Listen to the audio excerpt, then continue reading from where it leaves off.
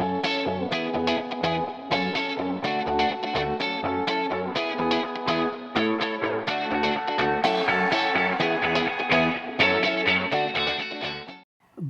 में फिल्म मसान से अभिनय करियर की शुरुआत करने वाली अभिनेत्री श्वेता त्रिपाठी शर्मा लगातार प्रगति के पथ पर अग्रसर है। महज 8 वर्ष के अपने करियर में वह अब तक 14 फिल्मों और 10 वेब सीरीज में अपने अभिनय का जलवा दिखा चुकी हैं। इन दिनों वह G5 पर 24 मार्च से स्ट्रीम हो रही कॉमेडी फिल्म कंजूस मक्खी चूस को लेकर उत्साहित हैं। कंजूस मक्खी चूस उनके करियर की पहली कॉमेडी फिल्म है। श्वेता त्रिपाठी शर्मा का मानना है कि कॉमेडी करना सबसे ज़्यादा कठिन है। फिल्म संगम चैनल के साथ श्वेता त्रिपाठी शर्मा ने लंबी बातचीत की। श्वेता त्रिपाठी शर्मा जी, फिल्म संगम चैनल पर आपका हार्दिक स्वागत है। Thank you so much. आपकी बैकग्राउंड बहुत अलग है। आपके पिताजी IAS ऑफिसर, आपकी मम्मी शिक्षक जी। और आपने शुरुआत की एक मैगजीन में फोटो एडिटर के रूप में की। एक्टिंग कहाँ से आ गई? एक्टिंग का कीड़ा एक्चुअली क्या होता है कि जिसको जब काट लेता है ना, और जब तक आप वो अपना सपना पूरा नहीं कर लेते हो तब तक वो आपको तंग करता रहता है। तो ये जो एक्टिंग का कीड़ा था मुझे बचपन से था। मैं आई थिंक नर्सरी नहीं केजी से मैं स्टेज पे रही हूँ, और मुझे तब जो मज़ा आता था अलग अलग चीज़ें बनने में, करने में, वो मुझे अभी भी उतना ही मज़ा आता है। तो आई थिंक ये होना ही था। और जैसे SRK कहते हैं ना कि अगर कोई चीज़ दिल से मांगो तो पूरी कायनात मदद करती है आपको पाने में। तो आपको ये एक्टिंग कीड़ा लगा कहाँ से?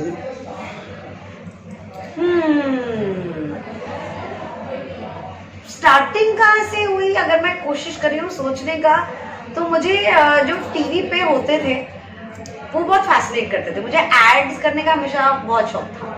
मुझे लगता था वो एक गूगली वूगली वुश जो ऐड आता था, तो मुझे लगता था कि मुझे भी उसमें होना है। और जब मैं बड़ी हुई और जब मैंने स्टेज देखना स्टार्ट किया तो पृथ्वी थिएटर फेस्टिवल होता था। तब मुझे ये भी नहीं पता था कि पृथ्वी थिएटर कहाँ पे है, कि बॉम्बे में है, किसने स्टार्ट किया, मुझे कुछ पता ही नहीं थी। लेकिन थैंकफुली मम्मी और पापा बचपन से उन्होंने कल्चर को और कल्चर से रिलेटेड चीज़ों को बहुत इम्पोर्टेंस दी। अच्छा। तो हम लोग हमेशा से, चाहे हेमा मालिनी की परफॉर्मेंस हो, चाहे प्लेज हो NSD में, हम लोग जाके देखते थे। और ऐसे ही मैं गई थी पृथ्वी थिएटर फेस्टिवल, और तब मैंने एक प्ले देखा था यशपाल जी का। एंड जब मैंने उनको देखा ना तो मैं उनकी दुनिया में ट्रांसपोर्ट हो गई। तो मुझे लगा ये तो मेरे साथ जादू हो गया है। तो मैं चाहती थी कि ये जो उन्होंने जादू मेरे साथ किया है, मैं भी लोगों के साथ, मैं जादूगर बनना चाहती थी।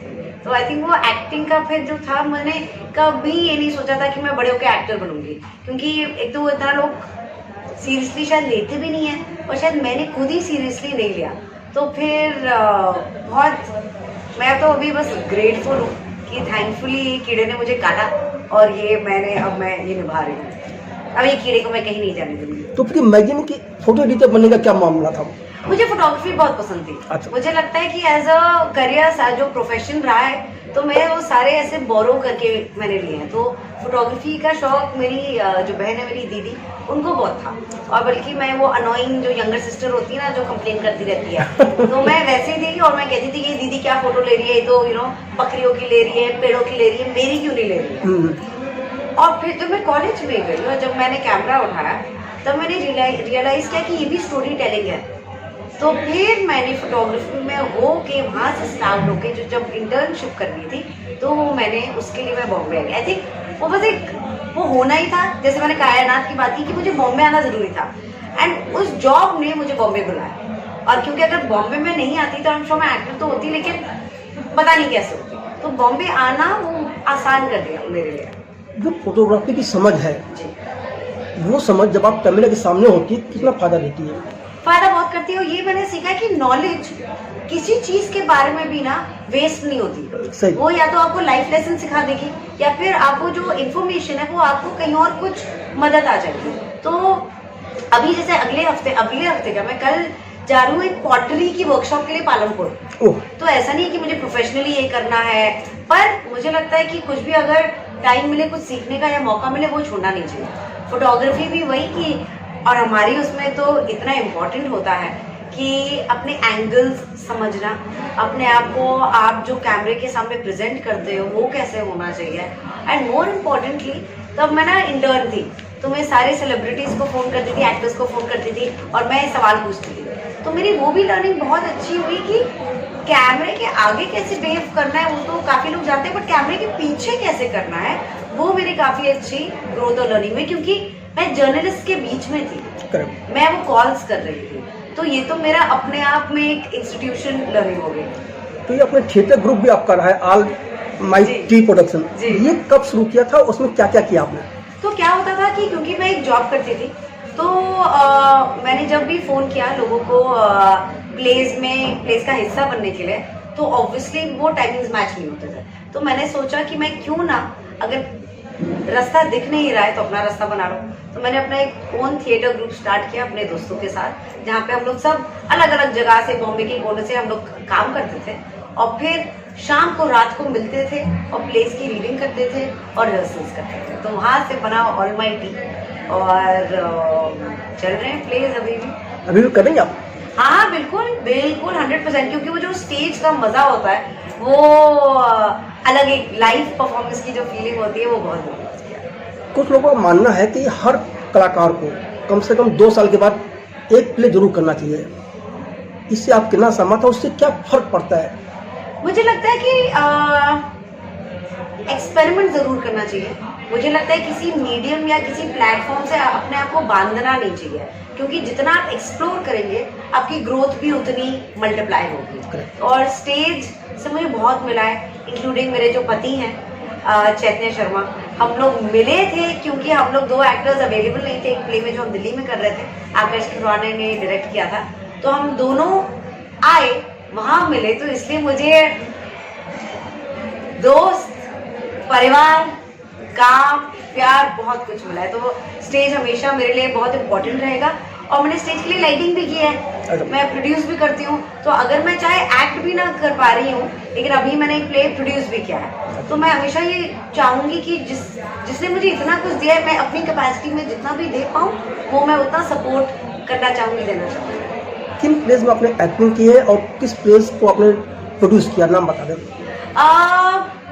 प्ले जो प्रोड्यूस किए हैं वो है under the chestnut tree, cycle वाला माइकल, कॉक जो प्ले है हमने पृथ्वी थिएटर फेस्टिवल क्लोज किया था, और थेस्पो जो कि यूथ थिएटर फेस्टिवल है उसमें मैं काफ़ी, हम लोग पार्टिसिपेट करते थे, ऑडिशन करते थे, रिजेक्ट होते थे, फिर अगले साल हम लोग ऑडिशन करते थे, फिर रिजेक्ट होते रहे, तो ये कई साल चला। और एक्टिंग की है आकाश खुराना की प्लेस में, काफ़ी लाइटिंग भी की है उनके प्लेस में। प्लेस मेरा पता है थिएटर से सबको तो पता है कि कितना सीखने को मिलता है, लेकिन एक जो अलग एस्पेक्ट होता है, सब काम करते हैं।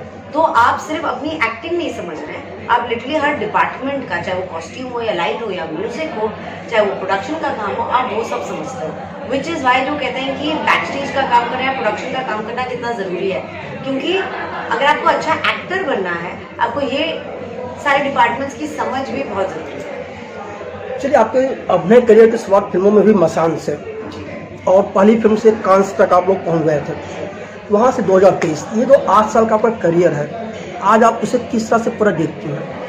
मैं अपनी जो वर्क प्रोफाइल है उसको मुझे ऐसा रिपोर्ट कार्ड वाली फीलिंग आती है, क्योंकि आपने जो काम किया है, जैसा किया है, मेरी कोशिश हमेशा यही रहती है कि जो भी प्रोजेक्ट मैं कर रही हूँ मैं उस प्रोजेक्ट को जस्टिस कर पाऊँ, क्योंकि ये पंकज त्रिपाठी ने मुझसे कहा था और ये हमेशा मेरे साथ रहेगा कि एक्टर का काम सेट पे होता है और एक बार आप जब चले जाते हो, प्रमोशंस अलग बात है, बट हमारा काम वहीं खत्म हो जाता है। अब ऑडियंस को क्या लगेगा, कैसा लगेगा, ये ऑडियंस के ऊपर है, ये अब हम तब कुछ नहीं कर सकते। तो मैं वो काफ़ी इंपॉर्टेंट बात रही और काफ़ी इंपॉर्टेंट लर्निंग रही है, जैसे अभी कंजूस मुखी चूसा, तो मैं जो उस किरदार के साथ कर सकती थी और मैं जो देख रही हूँ मैं खुश हूँ। मैं ये नहीं कह रही कि मैं बेस्ट हूँ या फिर मैं इसे बेहतर नहीं कर सकती, मैं डेफिनेटली कर सकती थी, पर उस कैपेसिटी में, उस सिचुएशन में मैंने जितना किया और अब मैं जो देख रही हूँ मैं काफ़ी I am satisfied with that. ये जर्नी बहुत ही इंटरेस्टिंग रही है और जो सबसे एक अच्छी चीज़ रही है आज जिन लोगों से मैं मिलूँ, क्योंकि चाहे मीडिया हो, और ये मैं सच्ची मतलब मैं किसी को प्लीज़ करने के लिए नहीं बोलती हूँ, मुझे जो लोग मिले इंडस्ट्री में वो बहुत अच्छे लगे। मुझे चाहे वो मिर्ज़ापुर हो, चाहे वो मसान हो, चाहे वो कंजूस मक्खी चूस के कुणाल खेम हो, तो वो ना बहुत कुछ सीखने को मिलता है। यार, आप ये कहा जाए कि आपके करियर में टर्निंग पॉइंट्स क्या रहा, तो क्या क्या टर्निंग पॉइंट्स रहा? टर्निंग पॉइंट मैं डेफिनेटली मसान को मानूंगी। उससे पहले मैं हरामखोर को मानूंगी, क्योंकि हरामखोर मेरी पहली फिल्म थी, वो रिलीज बाद में हुई। तो डेफिनेटली आप जो काम करते हो ना, मैं I would like to believe कि अच्छे काम से अच्छा काम मिलता है। तो बट डेफिनेटली मसान, जैसे आपने कहा कि हम कान फिल्म फेस्टिवल गए, और जब आप अपने देश को प्राउड करते हो ना, वो अलग फीलिंग होती है। एक अच्छी फिल्म का आना, एक अच्छा रिव्यू आना, वो सब एक तरफ, लेकिन जब आप देश का नाम, आप उनके लिए अवार्ड जीतते हो, तो वो बहुत ही फुल फीलिंग होती है। मिर्जापुर डेफिनेटली, जो दीदी का टैग मुझे मिला है मिर्जापुर की वजह से, जो मुझे बहुत ही पसंद है, तो एक one of the biggest turning point. लेकिन आपके पूरे करियर में खासियत ये रही है, काम आपने बहुत अच्छे किए, आपके काम की प्रशंसा हुई, लेकिन श्रेय हर बात कोई दूसरा लूट गया। मसान में विक्की कौशल और ऋचा चड्ढा छा गई, मिर्जापुर में पंकज त्रिपाठी छा गए, ये क्यों हो रहा है आपके साथ?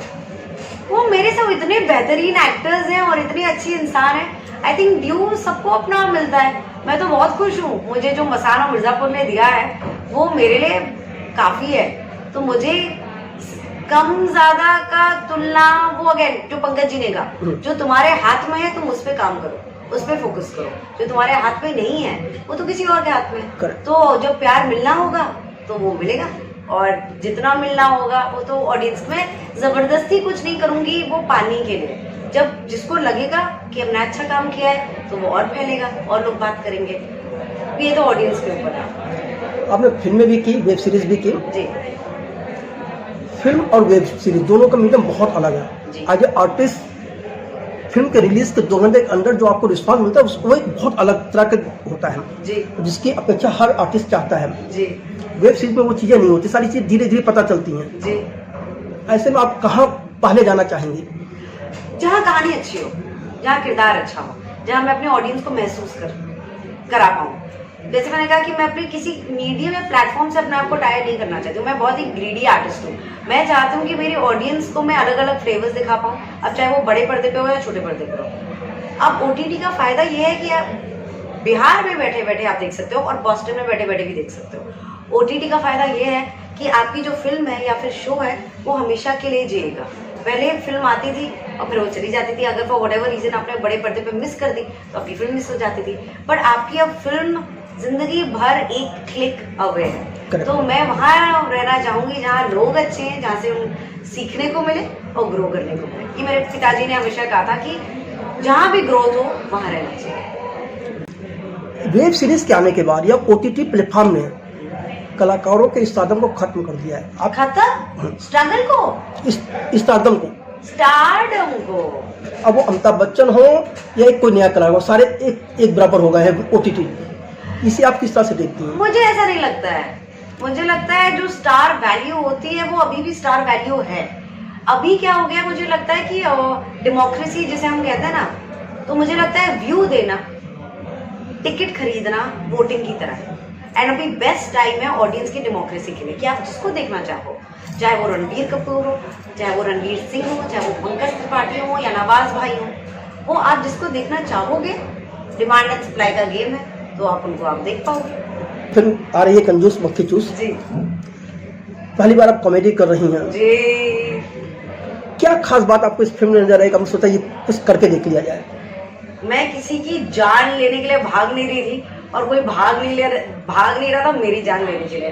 तो मुझे ऑल्सो क्या हुआ कि जब मैंने अपना लाइनअप देखा कि मिर्जापुर है, ये काली काली आंखें हैं, एक अभी नेक्स्ट शो भी है मेरा जो आएगा कालकूट करके, तो सब कुछ काफी ड्रामा है था। तो मुझे लगा कि नहीं यार, मैं नहीं चाहती कि मेरी ऑडियंस को लगे कि मैं सिर्फ ड्रामा करती हूँ, तो मैं उनको अलग अलग फ्लेवर्स चखाना चाहती हूँ। तो इसलिए मैंने कॉन्शियस डिसीजन था कि मुझे कॉमेडी ट्राई करनी है। ऑल्सो क्योंकि मैंने कभी ट्राई नहीं की थी, और जब तक ट्राई नहीं करोगे तब तो कैसे पता चलेगा। और कॉमेडी बहुत मुश्किल है, बहुत ज्यादा। तो मैंने बस डुबकी मार दी और मैं कुणाल खेमू के काम और उनके कॉमिक टाइमिंग की काफ़ी बड़ी फ़ैन रह चुकी हूँ। उनका 30 साल का एक्सपीरियंस है, 30 साल बहुत होता है। चाइल्ड एक्टर की तरह उन्होंने स्टार्ट किया था और अभी तक मतलब ही बहुत ही अच्छे इंसान भी हैं और कलाकार तो सब जानते ही हैं। तो बस मैंने डिसाइड किया कि ये तो करनी ही करनी है, और मैं बता नहीं सकती आपको मुझे कितना मज़ा आया ये फिल्म करते हुए। क्या है कैरेक्टर, क्या है इस फिल्म में? हम इसमें माधुरी पांडे का किरदार निभा रहे हैं। जो कि जिनके जो पति हैं वो बेहद एक नंबर के कंजूस मक्खी चूस हैं, लेकिन खामियां सब में होती हैं। आपके जो रिश्ते होते हैं, आपके जो परिवार होते हैं, जो दोस्त होते हैं, उनसे जो वो अनलिमिटेड लव जो हम कहते हैं, अनकंडीशनल लव, तो आप हमेशा होप करते हो कि सब एक दूसरे के साथ सीखेंगे, साथ में ओल्डर होंगे, बड़े होंगे, तो बस प्यार से ही हम लोग ये लोग रहते हैं, पूरा पांडे एंड फैमिली, एंड बहुत सारी मस्ती करते हैं और हमेशा चाहे जो भी सिचुएशन हो एक दूसरे के साथ रहते हैं। किसी भी कहानी में मेरे लिए लगता है कि मुझे इमोशंस बहुत ज़रूरी है और इमोशंस इसमें भर भर के हैं। तो क्या पति का कंजूस होना ही इस कॉमेडी को जन्म देता है? उनका ये पर्सनालिटी ट्रेट 100%, क्योंकि वो जैसे अगरबत्ती भी जलाते हैं तो वो अपनी पूजा करके वो अगरबत्ती फिर बुझा देते हैं। पंखे का भी कहते हैं कि अगर पंखा रोटेट नहीं करता है कि ये अपना सर तुम्हें लाके कर लो। तो मुझे तो लगता है कि कंजूसी एक्चुअली ज़्यादा बुरी चीज़ नहीं है। 100% उसका मेन क्रक्स वही है, वो पूरा सब कुछ हो रहा है क्योंकि हमारे जो कंजूस पांडे जी हैं वो सारी चीज़ें वहीं से आ रही हैं। जब इसकी शूटिंग कर रही थी जी, तब कोई कठिन सीन था जो आपको बहुत तकलीफ दे रहा था, करना आसान नहीं रहा? सीन तो इनफैक्ट जो पहला दिन ही था हमारा तो उसमें ही कठिन था, क्योंकि मैं जिनके साथ एक्टिंग करी थी वो सारे कॉमेडी के एक्सपर्ट्स हैं, ये सब दिग्गज, मतलब जैसे मैंने कहा कि खेमू जिसको 30 साल का है, पीयूष जी थी, अलका मैम थी, ये सब बहुत सालों से काम कर रहे हैं और कॉमेडी में तो ये सब छक्का ही मारते हैं। तो तब मैं जब थी तो मुझे लगा कि बाप रे बाप, ये मैं कैसे करूँगी, क्योंकि मैंने कभी ट्राई नहीं किया है। पर अब जो कमिट किया है तो उसमें मैं अपना बेस्ट करने की कोशिश करूंगी। तो मैंने सबसे जाके मैं अलका मैम से भी एडवाइस काफ़ी लेती थी और कुणाल से भी लेती थी कि बताओ प्लीज़, और मुझे बताओ कि इसको मैं और बेहतर कैसे कर सकती हूँ। पर फिर दूसरे तीसरे दिन से खूब मज़ा आने लग गया और फिर तो फिल्म मज़े मज़े में निकल गई। फिल्म के डायरेक्टर के साथ क्या अनुभव रहा है? विपुल जी तो बहुत ही मस्त मौला, बहुत ही अच्छे प्यारे इंसान हैं और मेरी पहली मुलाकात हुई थी उनसे जूम पे, और उनको देखते ही उनसे बात करते ही मुझे पता था कि मुझे इनके साथ ही फिल्म करनी है, क्योंकि उनको देखोगे ना आप, जब आप मिलोगे आपको लगेगा कि ये इंसान तो ये फिल्म बहुत ही प्यार से बनाई है। और वही सबसे ज़रूरी चीज़ होती है कि जो आप कहानी कहना चाहते हो वो आप कितना उसमें तन मन धन लगा रहे हो, क्योंकि जितना आप लगाओगे वो उतना ही बढ़िया बनता जाएगा। कंजूस मक्खी चूस पहले जो भी फिल्में की हैं ज़्यादातर एक सारे आपके जो किरदार थे कहीं ना कहीं जमीन से जुड़े हुए रहे हैं जी, फेमिनिज्म भी रहा है उनमें, नारी उत्थान की भी बातें रही हैं। तो क्या वो एक जो इमेज बन रही थी उसको तोड़ने का भी मकसद है इस फिल्म को करने के पीछे? पर वो टूटेगा नहीं, मतलब उस सब में इसमें भी है, जब आप देखेंगे तो इसमें भी नारी शक्ति कह लीजिए, सेल्फ रिस्पेक्ट कह लीजिए, वो सब तो है, वो मेरे सारे किरदारों में अभी तक तो ही, बट ये आई थिंक सबकॉन्शियसली होता जाता है, क्योंकि ये सारे जो किरदार हैं वो मेरे ही एक्सटेंशन हैं। और जब भी मैं कोई किरदार करती हूँ तो मैं अपना एक हिस्सा उनके साथ छोड़ देती हूँ और उनका कोई हिस्सा मैं अपने पास रख लेती हूँ। एक चीज़ और कही जाती है कि किसी भी कैरेक्टर को प्ले करने के लिए दो चीज़ें बहुत इंपॉर्टेंट होती हैं, कलाकार के निजी जीवन के अनुभव और उसकी अपनी कल्पना शक्ति। आप इनमें से किस चीज़ का ज़्यादा उपयोग करती हैं? कल्पना का, क्योंकि मुझे लगता है जैसे गोलू गजगामिनी गुप्ता जो हमारी मिर्ज़ापुर से हैं, उनकी और मतलब उनकी ज़िंदगी काश ऐसा किसी के साथ ना हो, तो कोई कंपैरिजन ही नहीं है। और मुझे लगता है कि मैं अपनी और अपने किरदारों की लाइफ को मिक्स नहीं करना चाहती, क्योंकि क्या होता है कि अगर जैसे फॉर एग्जांपल अगर किसी की फैमिली में किसी का कोई पेट अगर जिसे वो बहुत प्यार करते हो उसकी डेथ हो जाए, और अगर किसी और का आपकी फैमिली मेम्बर की डेथ हो जाए या किसी कैरेक्टर की वजह से अगर आपको इमोशनल हो या रोना हो, ये इमोशन से नहीं हो सकते क्योंकि ये श्वेता के साथ हो रहा है। Correct. मेरा जो रिएक्शन है वो एज श्वेता हो रहा है, वही जो गोलू का रिएक्शन होगा या माधुरी का जो रिएक्शन होगा वो बहुत अलग होगा, क्योंकि पर्सनालिटी टाइप ही अलग है एंड इमोशनली हमारा जो कोर होता है वो वहीं से सारी चीज़ें ड्राइव होकर आती हैं। तो इसलिए मैं इमेजिनरी में ही बिलीव करती हूँ, अपने लिए सबका अलग अलग होता है। हाँ। मेरे लिए काल्पनिक दुनिया में ज़्यादा मज़ा है, क्योंकि फिर आप सोचिए ना, एक ज़िंदगी में अलग अलग दुनिया में जा सकती हूँ। अगर मैं अपनी ही ज़िंदगी से निकालती रहूँगी तो वो मुझे बहुत एग्जॉस्टिंग लगता है। ऑल्सो मैं चाहती हूँ कि मेरी life as simple as possible रहे और मेरी जो किरदारों की लाइफ है वो तो जितना जुई रहे उतना मज़ा आएगा। चलिए, बहुत अच्छी बात है। कभी ऐसा भी होगा कि किरदार को निभाते आप उसमें इतना घुल गई हो कि वो किरदार आपके ऊपर हावी हो गया और उससे छुटकारा पाना मुश्किल हो गया, ऐसा हुआ है? कोई ऐसा किरदार है? ये पहली बार हुआ था मेरे साथ जब मैंने हरामखोर की थी, तब मुझे लेकिन समझ नहीं थी इस बात की। दूसरी बार जब हुआ मिर्ज़ापुर सीजन 2 में, तब भी मुझे समझ नहीं थी इस बात की, और मुझे काफ़ी महीने लग गए मुझे और मेरे आसपास वालों को भी कि हुआ क्या है मुझे।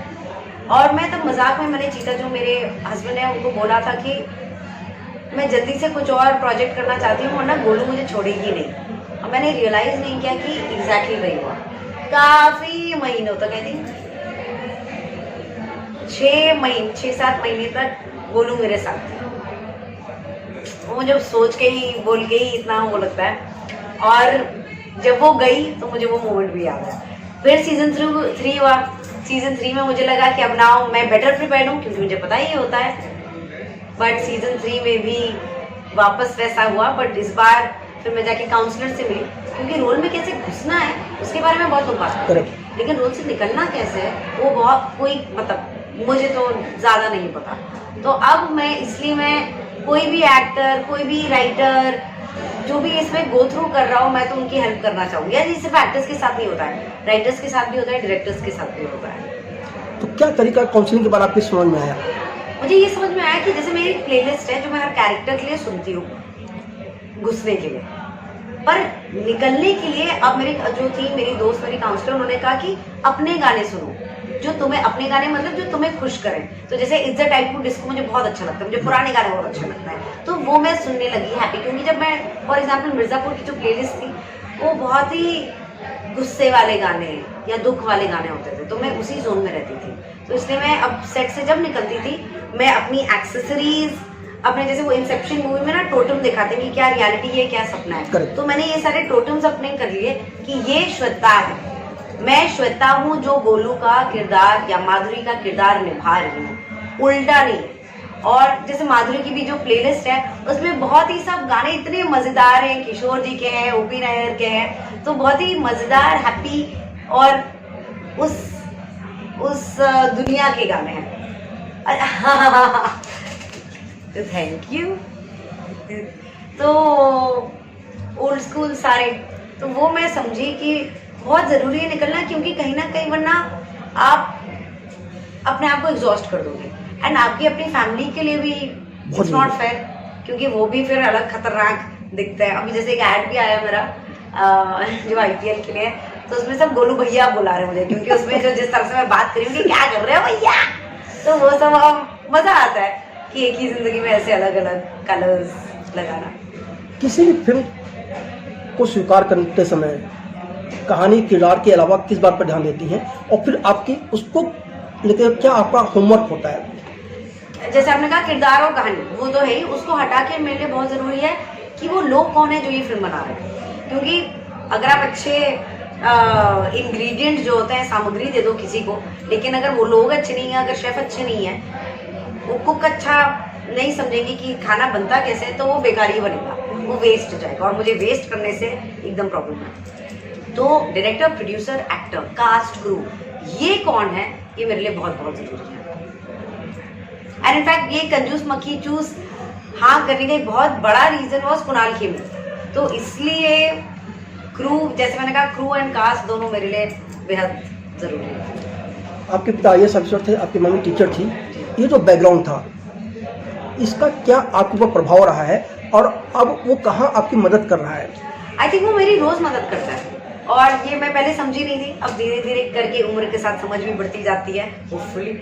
तो मेरी जो चॉइसेस हैं, मुझे समझ में आया कि सिर्फ मेरी चॉइसेस नहीं है, ये मैंने बचपन में जो वैल्यूज़, जो मॉरल्स सीखे हैं, समझे हैं, सुने हैं, ये सारी उनकी चॉइसेस हैं। क्योंकि पापा जिस तरह से काम को समझते थे, मम्मी मेरी अभी रिटायरमेंट के बाद पेंटिंग उन्होंने स्टार्ट की है, तब मैं बचपन में, मुझे याद है, वो जब टीचिंग भी करती थी, सितार सीखती थी, तो बहुत ही आर्ट में उनका दिल और दिमाग दोनों था। तो इसलिए मुझे लगता है, जैसे अगर आप कभी भी आपको मौका मिले तो लाखों में एक ज़रूर देखिएगा, सीजन 2 में मैं हूँ, तो उसमें ये वो कहानी है कि एक जूनियर डॉक्टर है जो कि रूरल एरिया में भेज दी गई है एक कैटरेक्ट कैंप सेटअप करने के लिए। तो मुझे लगता है ये सारी चीज़ें अभी जब मैं, जैसे मैंने कहा ना कि वो रिपोर्ट कार्ड मुझे लगता है कि जो मेरा करियर का ग्राफ है, जो मैंने काम किया है, वो मुझे लगता है मैं बहुत खुश हूँ कि मैंने जो जो किया, इंक्लूडिंग गॉनकेश, जिसमें वो था कि मेरे किरदार इंदाक्षी को एलोपेशिया है। मुझे पता ही नहीं था कि एलोपेशिया क्या होता है। बहुत बड़ी। एग्जैक्टली तो वही आपको लगता है कि हम अपने बबल में एक रहते हैं, हम एक अपने गुब्बारे में रहते हैं जहाँ पे हम चाहे सेफ रहे, हमें लगता है दुनिया ऐसी ही चलती है। लेकिन जब आप बाहर निकलते हो तो आपको लगता है कि ऐसे कितने छोटे छोटे छोटे बड़े बड़े गुब्बारे हैं, और उन सब में जाना और उनको देखना और उनसे बातें करना और समझना, वो बहुत जरूरी है। इस तरह की जब किरदार आती है, जैसे एलोपेशिया की आपने बात की, किस तरह से आप बाहर जाती, किस तरह के लोगों से मिलती हैं आप? पता है जो ब्यूटी है इन सारी चीज़ों की, आपको पता है ज़्यादा दूर जाने की ज़रूरत ही नहीं होती है। हरामपुर में भी, क्योंकि वो था कि टीचर को, एक स्टूडेंट को टीचर से प्यार हो जाता है, टीचर को स्टूडेंट से प्यार हो जाता है। इसके लिए भी मुझे बाहर ढूंढने की ज़रूरत ही नहीं पड़ी। आपको सडनली रियलाइज होता है कि आपके आसपास ऐसे बहुत लोग हैं जो अपनी कहानी शेयर करना चाहते हैं। ऑल्सो इंटरनेट का ये बहुत फायदा कि आप कुछ भी ढूंढना चाहो तो चाहे वो किसी और कॉन्टिनेंट में क्यों ना हो, आप उनसे बात कर सकते हो, आप उनकी कहानियों से सीख सकते हो। तो आजकल तो बहुत ही रिसर्च करना बहुत आसान हो गया, बहुत बढ़िया हो गया। आपका बचपन अंडमान निकोबार में बीता? जी, 3 साल। 3 साल। लेकिन लोग कहते हैं जो बचपन की यादें होती हैं वो कभी गायब नहीं होती। बिल्कुल। तो उस समय की जो यादें हैं, उसमें ऐसी कौन सी यादें हैं जो अक्सर आपको याद आती हैं, या आपका मन करता है कि हम फिर वहाँ जाएं, उस चीज़ को अनुभव करें? स्कूल में एक्चुअली मैं स्टेज पे बहुत होती थी, तो इनफैक्ट मुझे एक फोटो भी याद है कि मुझे बेस्ट एक्टर का जो तब एक प्राइज मिला था, वो किसी अवार्ड से कम नहीं था, और वो मैंने जाके फोटो खिंचवाई भी थी सोफे पे बैठ के, अलग अलग घर में, अलग अलग कोने में। तो वो जो फीलिंग होती थी साथ में काम करने की, कुछ क्रिएट करने की, वो मुझे बहुत अच्छी लगती थी। और हाँ, मैं स्कूल में तो चीटिंग भी काफ़ी करती थी, तो पर उसका अपना एक मज़ा था। और पर मैं बहुत खुश हूँ कि स्कूल लाइफ ओवर हो चुकी है, क्योंकि वो जो एग्ज़ाम की फीलिंग थी ना, वो अब हो गया, वो चैप्टर्स खत्म हो चुके हैं। लेकिन मैंने प्रोफेशन भी इतना जो चुना है, उसमें पढ़ाई इतनी ज़रूरी होती है, तो वो इन अ वे मेरे पापा भी आप शो बहुत खुश हैं। क्योंकि अगर किसी को भी लगता हो ना कि एक्टिंग में पढ़ाई नहीं हो, भाई प्लीज़ बी प्रिपेयर्ड, क्योंकि जितना आप पढ़ोगे उतना आपको हेल्प होगी। तो आप ये सोच के मत आओ इस करियर में कि हमें, आपको मेहनत तो हर लेवल की करनी पड़ती है, from mental to physical to, आप जितना पढ़ोगे, जितना देखोगे, जो सुनोगे, बहुत ज़्यादा ग्रोथ है। कोविड के बाद एक बॉलीवुड में नया माहौल सा बन गया। लोग कह रहे हैं कि साउथ की फिल्में चल रही हैं, बॉलीवुड की फिल्में लोग देखना नहीं चाहते, या लोग कह रहे हैं कि फिल्में अच्छी नहीं बन रही। आप क्या सोच रहे हैं, क्यों है सारा माहौल? मुझे लगता है कि अगर अच्छी कहानी होगी, लोग देखेंगे। जो ऑडियंस है वो बहुत समझदार है, बहुत स्मार्ट है। तो अब जैसे मैंने वो व्यू वाली, वोटिंग वाली बात की, तो ऑडियंस अगर आप दोगे, ऑडियंस देखेगी, उनका सपोर्ट हमेशा साथ में रहेगा। सोशल मीडिया पर आप कितना व्यस्त रहते हो, क्या लिखना पसंद करते हो? मैं सोशल मीडिया पे पोइट्री और फिटनेस, ये दोनों चीज़ें मुझे बहुत पसंद है, और ये शेयर करना, क्योंकि मैं इमोशनली शेयर कर सकती हूँ, मेरे दिमाग में जो चल रहा है, तो ये 2 चीज़ें मुझे बहुत अच्छी लगती हैं। पोइट्री आप खुद लिखती हैं? नहीं, पर मैं कोशिश कर रही हूँ, और अब मैंने वही किया कि जब जो नेक्स्ट टाइम मैं अपनी पोइट्री डालूंगी तो मुझे खुद लिखना स्टार्ट करनी है, चाहे कितनी बच्चों वाली क्यों नहीं हो, वो चलेगी, बट मुझे लिखना शुरू करना है। अभी शुरू नहीं किया आपने? नहीं, मैं बस अपने हस्बैंड के लिए, अपने पति के लिए क्यूट क्यूट पोएट्री कर देती हूँ, वो जो एकदम ऐसी नर्सरी राइम वाली जो होती हैं, बट नहीं। तो पति के लिए क्या नया लिखा है आपने? अरे बहुत ही वो, मतलब ऐसा केचअप रिलेटेड, या ऐसी इतनी सिंपल वाली होती हैं, तो वो जब नेक्स्ट टाइम लिखूंगी तो मैं आपको भेजूंगी। आपकी हॉबीज क्या है? मुझे अब पढ़ना वढ़ना तो बहुत लोग कहते हैं, तो वो मैं हटा ही देती हूँ। मुझे ट्रैवल करना बहुत पसंद है। जैसे भी मैं पॉटरी के लिए जा रही हूँ पालमपुर, तो मुझे नई चीज़ें सीखना बहुत ज़रूरी तो है ही, पर अच्छा लगता है जो हाथों से अगर कुछ क्रिएट कर सको। मैं खाना बिल्कुल भी नहीं बना सकती हूँ, मैं बहुत ही बेकार खाना बनाती हूँ, तो मेरा उसमें बिल्कुल इंटरेस्ट नहीं है। मुझे एडवेंचर स्पोर्ट्स बहुत अच्छे लगते हैं, तो मैंने स्काई डाइविंग की हुई है, मैं सर्टिफाइड स्कूबा डाइवर हूँ। मुझे ओशन से बहुत प्यार है। मेरा जुलाई में बर्थडे होता है, जो केकड़ा होता है कैंसेरियन, वो मेरा स्टार साइन है, तो मुझे इसलिए तारों के नीचे रहना, पानी के पास रहना। मैं पौंडीचेरी गई थी सर्फिंग के लिए भी, पानी में जो सर्फिंग होती है, तो वो भी मैंने वर्कशॉप की हुई है। तो मैं हमेशा ढूंढती रहती हूँ। इनफैक्ट अभी पॉटरी की बॉम्बे में की थी, अब मैं कॉफ़ी की वर्कशॉप करने वाली हूँ, और एक परफ्यूम का भी होता है। तो ये मेरे अलग अलग छोटे छोटे चीज़ें हैं जो मुझे अपने इस जर्नी में कंप्लीट करनी है। म्यूजिक में कितना शौक है आपको? म्यूजिक मैं सुनती बहुत हूँ, और मुझे क्योंकि मेरे जो पति हैं वो म्यूजिशियन है, रैपर है, तो हमेशा म्यूजिक की इम्पोर्टेंस बहुत रही है। और जैसे मैं कह रही थी ना, वो दिखाती भी हूँ, मेरा मूड सेट हो जाता है। अभी जैसे मैं जब वेट भी कर रही होती हूँ तो मैं सुन रही होती हूँ, तो ये अगर आप देखेंगे तो ये मेरी अमारा गुजराल, गॉन गेम, गोलू का था एक नया किरदार है, माधुरी पांडे, पारुल, शिखा, सुनहरा, ये सारे मेरे किरदार हैं और उनकी प्लेलिस्ट होती हैं। तो ये म्यूजिक इसलिए मेरे लिए, मेरी एक्टिंग के लिए बहुत ज़्यादा ज़रूरी है, और इन सारी प्लेलिस्ट एक से बढ़कर एक एकदम अलग अलग जोन में होती है। तो किसी किरदार को प्ले करने में संगीत कितनी भूमिका निभाता है? मेरे लिए बहुत ज़्यादा, क्योंकि मैं म्यूजिक से इमोशन लेती हूँ। मतलब अगर आप कोई गाना बजा दोगे ना, जैसे दंगल का वो गाना है नैना, वो सुन के मैं अभी भी रो सकती हूँ। तो जैसे आप कह रहे थे ना काल्पनिक या अपनी लाइफ से, तो मैं म्यूजिक से भी बहुत ड्रॉ करती हूँ। तो मैं सडनली वो म्यूजिक, क्योंकि ऐसी मेमोरीज पर्सनल नहीं, इमेजिनरी मैं ट्रिगर कर सकती हूँ, जहाँ से मैं इमोशंस बोरो कर लेती हूँ। तो म्यूजिक ने मुझे बहुत हेल्प किया है। तो म्यूजिक में कुछ करने के इरादे हैं आपके? अरे मैं काश ये बस एक मुझे दो चीजें मुझे लगता है कि काश मैं कर पाती। एक गाना, क्योंकि मैं अपने हस्बैंड के म्यूजिक में भी फिर कंट्रीब्यूट कर पाती, और दूसरी चीज है स्केच। मुझे लगता है कि ये दो चीजें मुझे बहुत अच्छी लगती, पर ठीक है, कितना ही चैलेंज हो सकता है, मजाक कर। लेकिन जब आपके हस्बैंड म्यूजिक बनाते हैं और गाना गाते हैं, वो जब आप सुनते हैं तो वो कितना आपको इफेक्ट करता है? बहुत, क्योंकि वो मुझे उनकी जो वो जिस तरह से लिखते हैं ना, और जो लिखते हैं वो मुझे बहुत अच्छा लगता है। तो मैं और हमेशा उनसे समझती हूँ फिर कि ये जो लिखा है वो क्यों लिखा, कैसे लिखा, क्योंकि वो जो स्टोरी होती है ना, जो कि शायद पता नहीं कितनों लोगों को पता हो, लेकिन क्योंकि वो मेरे लिटरली कमरे में हो रही है विद द पर्सन जिनकी मैं सबसे बड़ी फैन हूँ, तो वो मुझे बहुत अच्छा लगता है। अभी उन्होंने एक म्यूजिक में वो कोलैबोरेट कर रहे हैं अमित त्रिवेदी के साथ, और अमित त्रिवेदी मेरे one of the most favourite artist हैं। तो बहुत अच्छा लगता है वो समझ के। रॉयल वालों के लिए ना? किस लिए? रॉयल, हाँ, अरे क्या बात है जी, रॉयल स्ट्राइक के लिए जी। ये तो मुझे तो गाने तैयार हो गए ना उसके लिए? गाने उनके बस फाइनलाइज फिक्स हो रहे हैं जी। तो उसमें कोई आपको गाना पसंद आया जो उन्होंने किया है? हाँ, वो जो अभी जो गाना आएगा बहुत ही बेहतरीन है। एंड अदरवाइज जो चीता का जो मेरे फेवरेट्स हैं, एक है वाना बी रैपर, एक है तू ठीक है ना भाई, क्योंकि इसमें वही है। तो गाने का है कि एक दूसरे से पूछ तो लो कि तू ठीक है कि नहीं, क्योंकि आजकल ना हाय हाउ आर यू, ये जवाब, सवाल का जवाब भी यही मिलता है, लोग सुनते ही नहीं है हम एक दूसरे से आजकल क्या बात कर रहे हैं। तो वो गाना इज अबाउट कि एक दूसरे से पूछो तू ठीक है ना भाई। और एक और है आंखों का तारा, जो कि लड़कियों के बारे में है, बहनों के बारे में है, माओ के बारे में है, दोस्तों के बारे में है, हम सब के बारे में है। चलिए एक लास्ट सवाल जी। जब आप घूमने जाती हैं जी, जैसे अभी आप पालमपुर जा रही हैं, जब वहाँ जब अलग अलग तरह के लोगों से आप मिलती होंगी, उनसे आपकी बातचीत भी होती होगी जी। क्या ऐसी कोई बातचीत कोई वही है जो आपको जिसने आपकी लाइफ पर इम्पेक्ट किया हो?